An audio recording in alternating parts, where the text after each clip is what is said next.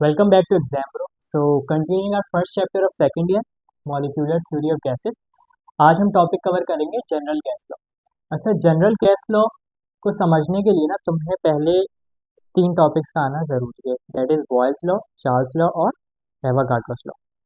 सो Avogadro's law मैं यहाँ पे समझा दूंगा, उसको मैंने सेपरेट वीडियो इसके लिए बताई क्योंकि बहुत छोटा सा टॉपिक है, तो मैं इसी में तुम्हें एवोगाड्रोस लॉ समझा दूंगा।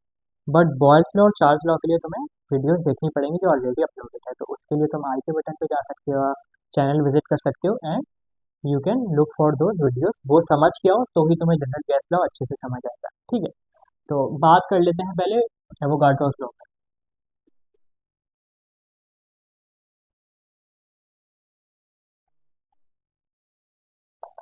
सो एवोगाड्रोस लॉ कहता है कि एट अ स्पेसिफिक टेम्परेचर, मतलब तुमने किसी गैस के अराउंड उसका टेम्परेचर कांस्टेंट रखा हुआ है ना, तो उसका वॉल्यूम डायरेक्टली प्रोपोर्शनल होता है उसके नंबर ऑफ मॉलिक्यूल्स से।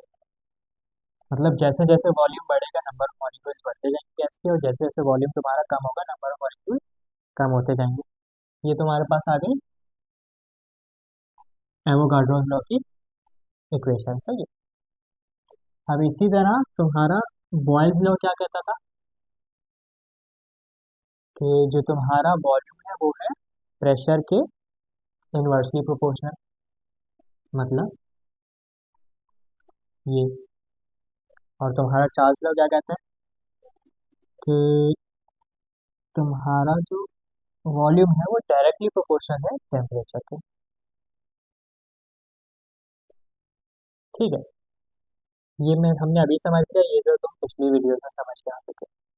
तो जनरल गैस लॉ क्या होता है, हम इन सबको कंबाइन कर देते हैं। मतलब अगर मैं इसको कंबाइन करता हूँ तो V डायरेक्टली प्रोपोर्शनल है N के, V डायरेक्टली प्रोपोर्शनल है T के, V इनवर्सली प्रोपोर्शनल है किसके, प्रेशर के।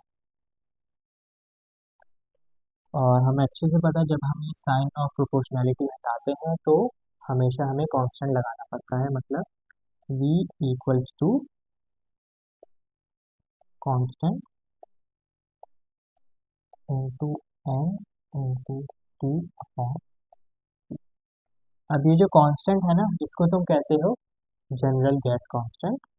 कांस्टेंट को तुम डिनोट करते हो R से, और इसकी वैल्यू होती है 3.814, और उसका यूनिट होता है जूल्स पर मोल पर केल्विन। ठीक है, ये वैल्यू याद रखना 3.814 जनरल गैस कांस्टेंट की, क्योंकि तुम्हें ये न्यूमेरिकल्स में काम आती है। मोस्टली क्वेश्चन में दे भी होती है, बट याद रख लो अच्छा है। मतलब ये हमारे पास हो गया V equals to R into N into T upon T। अब तुम इसको इस तरह से भी लिखना छोड़ सकते हो, या जो एक इसकी जनरल फॉर्म है वो है V P equals to N R T. This is your general gas law. और ये किस तरह से कंबाइन होकर बनता है, एवोगाड्रोस लॉ, बॉयल्स लॉ और चार्ल्स लॉ से। ये दो लॉस तुम सारे समझोगे तो तुम्हारी इक्वेशन इतनी आसान हो जाएगी इसको डिराइव करना कि ऐसे चुटकी बजाते कर लोगे। तो आई होप तुम्हें ये भी समझ आ गई होगी अच्छे से जनरल गैस लॉ।